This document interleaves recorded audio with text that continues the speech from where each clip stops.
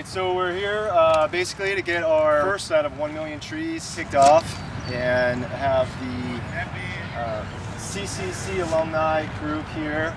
Well, I graduated from Indiana High School, Indiana, Pennsylvania, and I couldn't find even a job to work on a highway. They said they're organizing a CCC camp, 5 camps under Soil Conservation Service. I kept the records of every tree that was planted, all the work that they performed. The camp was down in Cape Cod, and was kind of a barren place. Like I said, we lived in tents, and to get barracks, we had to build our own. What were your duties as a CCCer? Truck driver. The CCC is a big part of your life. Oh, yeah. Why is it so important to you? It put me on the right foot. Kept me off the street. That was an important time because that... Important now, but wasn't important then.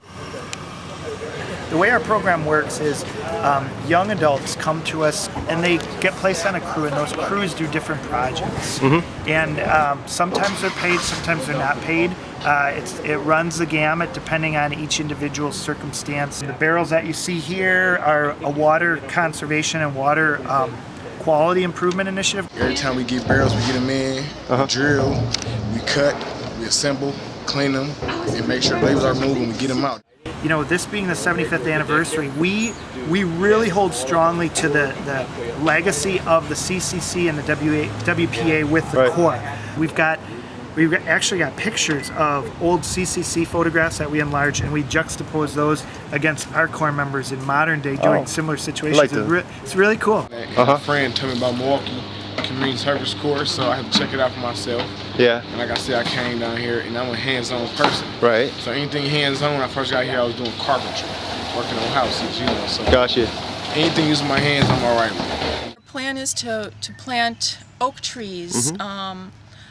In this woodland here, there are only adult oak trees, so unless we plant babies, there are going to be no oak trees in the future here. To do a National Public Lands Day event, and we're empowering the mountain bikers of the area to take ownership of that section, and they're going to be doing a lot of rehab of the trail where it's been overused, planting some trees, planting some seeds. We're encouraging kids to get outside and kind of take pride in the lands that they're walking past every day that maybe they don't notice, and just spending a little bit more time giving back to the land. The trail is going to cut around